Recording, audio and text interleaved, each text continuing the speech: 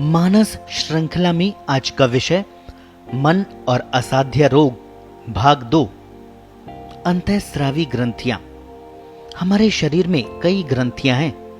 हर ग्रंथि का अपना कार्यक्षेत्र है, अपने रसायन हैं। ये ग्रंथियां हर अवयव की आवश्यकता के अनुसार रसायन छोड़ती रहती है, शरीर के रसायनों का संतुलन बनाए रखती है और शरीर को स्वस्थ रखती है। इनको अंतःस्रावी ग्रंथियां कहते हैं। इनका नियंत्रण मस्तिष्क से होता है।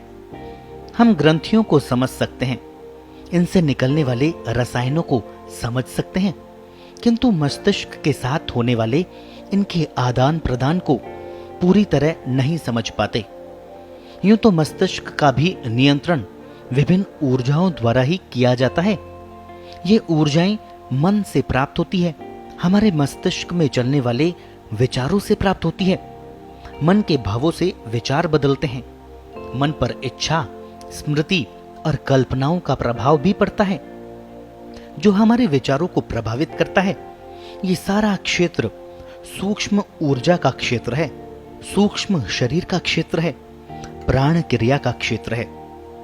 हमारे शरीर में जो प्राण, अपान, समान आदि प्राण हैं, वे स्थूल प्राण हैं। इनका निर्माण भी सूक्ष्म प्राणों से होता है। ये सूक्ष्म प्राण ही हमारे मन और मस्तिष्क की क्रियाओं का संचालन करते हैं। ये अनुभवजन्य प्राण हैं। अभी तक जो उपकरण बने हैं, उनसे इनके चित्र लेना तो संभव हुआ है, किंतु इनका रासायनिक आकलन नहीं हो पाया है। इन प्राणों की क्रियाओं से ही अंतःस्रावी ग्रंथियों के रसायनों का नियंत्रण होता है। हमारे भावों में अनेक उतार चढ़ाव आते रहते हैं। रसायनों की मात्रा भी बदलती रहती है। बहुत कम ऐसा होता है कि लंबी अवधि तक इनका संतुलन बना रहता हो। हमारी हर मानसिक विकृति के साथ ही रसायनों का असंतुलन शुरू हो जाता है। यह हमारे रोग का प्रथम लक्षण है। भावनाओं का असंतुलन भी कई प्रकार का होता है। तात्कालिक और क्षणिक से लेकर स्वभावगत लंबे काल तक चलने वाला असंतुलन और इनके बीच की अनेक परिस्थितियां। इसके साथ ही हमारे कार्यों द्वारा पैदा किया गया असंतुलन, जिससे हमारी शारीरिक क्रियाओं और क्षमताओं में गिरावट आती है। हमारे व्यसन, हमारा वातावरण और हमारे संस्कारों का भी इस पर प्रभाव पड़ता है। अति की मार पड़ती रहती है।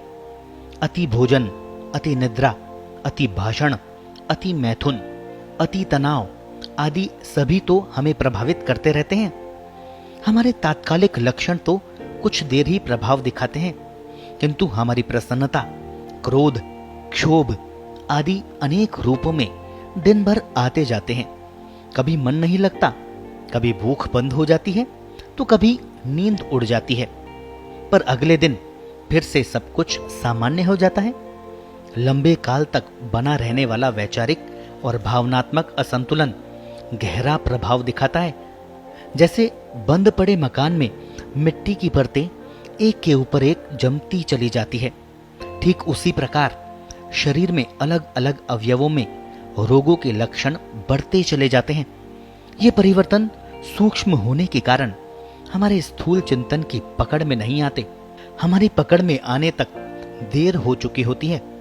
पकड़ में आने पर भी हम इनको शरीर की व्याधि मानकर ही उपचार कर पाते हैं। वास्तव में ये तो लक्षण मात्र होते हैं। व्याधि भी अभिव्यक्ति है, रोग का कारण नहीं है। सही अर्थ में कारणों का तो चिंतन ही नहीं होता। होता यह है कि जब एक ही प्रकार का भावनात्मक असंतुलन वर्षों बना रहता है, तो विभिन्न अंतःस्रावी ग्रंथियों का रासायनिक असंतुलन भी वर्षों तक बना रहता है। ये रसायन हमारे रस, रक्त आदि को असंतुलित करते हुए शरीर की संरचना को विकार की एक निश्चित दिशा में बदलते रहते हैं। ये विकार ही असाध्य रोग बनता है। हमारे शरीर में अनेक ग्रंथियां हैं। शरीर के 3 स्वरूप है, स्थूल, सूक्ष्म और कारण। प्रत्येक शरीर की अपनी ग्रंथियां हैं। जो कुछ कारण शरीर में होता है, वह स्थूल शरीर में अभिव्यक्त होता है। जो कुछ हम स्थूल शरीर और इंद्रियों के माध्यम से अनुभव करते हैं, वह सूक्ष्म में संचित होता है। हमारी भाव क्रियाओं का धरातल कारण शरीर है और वही हमारे स्थूल जीवन का मुख्य नियंता है। हमारे शरीर में ये ग्रंथियां ऊर्जा के संचालन केंद्र के रूप में भी हैं, तो रसायन संचालन केंद्र के रूप में भी। शरीर के विभिन्न हिस्सों में ये ग्रंथियां क्षेत्रीय केंद्रों के रूप में भी कार्य करती है और सामूहिक रूप में भी। इन अंतःस्रावी ग्रंथियों को आधुनिक भाषा में एंड्रोक्राइन ग्लैंड्स कहते हैं। भारतीय शरीर विज्ञान में सप्त गुहा का सिद्धांत इनके कार्य क्षेत्र की जानकारी देता है और सूक्ष्म धरातल पर योग दर्शन के विभिन्न चक्र ऊर्जा ग्रंथियों से जुड़े दिखाई पड़ते हैं। प्राणवान पदार्थ को सत कहते हैं। चूंकि स्वयं प्राण में अन्य प्राण नहीं होता, अतः उसे असत कहते हैं। ऋषि शब्द गतिवाचक होने के कारण प्राण कहा जाता है। प्राणन अथवा गति एकार्थक है। ये ऋषि प्राण आगे के देव, असुर, गंधर्व आदि प्राणों में अवतरित होने से वे सब भी प्राण ही कहे जाते हैं। अतः वैदिक दर्शन प्राण और देव को पर्याय क्रम में मान्यता देता है। एक ही श्रेणी के ज्ञान विज्ञान में प्राण समूह को ऋषि कहते हैं। जो प्राण इस शरीर में कार्य करते हैं वे भी सप्त प्राण रूप में कार्य करते हैं। इसी सिद्धांत के अनुसार हमारे शरीर में 4 गुहाएं यानी गुफाएं हैं। हर गुहा में सप्त प्राण 7 अवयवों में कार्य करते हैं। 3 युगल रूप में, एक अकेला। युगल अवयव में एक पॉजिटिव और दूसरा नेगेटिव होता है। सबसे ऊपर सिर में शिरोगुहा में 2 कान, 2 आंखें, 2 नाक युगल रूप में तथा मुंह अकेला होता है। मुख्य प्राण इनको शक्ति देता है। इसकी प्रतिष्ठा ब्रह्म रंध्र में होती है। यही ज्ञान क्षेत्र है। दूसरी उरोगुहा में 2 हाथ, 2 फुफ्फुस यानी फेफड़े, 2 स्तन और एक हृदय होता है। इनका केंद्र कंठ होता है। पराक्रम का क्षेत्र है। तीसरी उदर गुहा में यकृत, प्लीहा, आमाशय, पक्वाशय, 2 वृक्क और एक नाभि। इनका केंद्रभूत प्राण हृदय में रहता है। ये अन्न के ग्रहण और विभाजन की शक्ति का केंद्र है। चौथी वस्ती गुहा में 2 पैर, वीर्य मूत्र द्वार, 2 अंडकोश और एक गुदा। इनका अनुप्राण केंद्र नाभि में होता है। ये विसर्जन और उत्सर्जन का क्षेत्र है। ये सब स्थूल शरीर का विवरण है। वास्तविकता यह है कि हमारे सभी नियंत्रण केंद्र ऊर्जा संचालित होते हैं। सूक्ष्म स्तर पर जो भी रसायन हमारी ग्रंथियों में बनते हैं और उनसे निकलते हैं, उनका नियंत्रण भी ऊर्जा क्षेत्र का अंग है।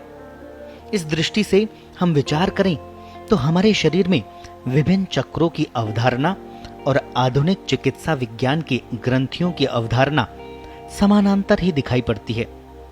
दोनों के ही कार्यों पर हमारे भावों का प्रभाव पड़ता है। दोनों के कार्य क्षेत्र भी एक ही हैं। अतः योग शास्त्र में चक्रों के माध्यम से ही अंतःस्रावी ग्रंथियों के संतुलन की बात कही गई है। ये स्थूल और सूक्ष्म का संगम रूप है। डॉक्टर डोरा वान गेल्डर ने अपनी पुस्तक the chakras and the human energy fields में अपने अनेक प्रयोगों का विवरण दिया है जो विभिन्न ग्रंथियों से संबंध रखते हैं। विभिन्न ग्रंथियों पर चक्रों के प्रभाव से संबंधित पर्याप्त शोधपूर्ण सामग्री उपलब्ध कराई है। उन्होंने एक जगह तो यहां तक लिखा है कि यदि असाध्य रोग की अवस्था में किसी ग्रंथि को शल्य चिकित्सा द्वारा यदि निकाल भी दिया गया तो उससे रोग में कमी नहीं आई है।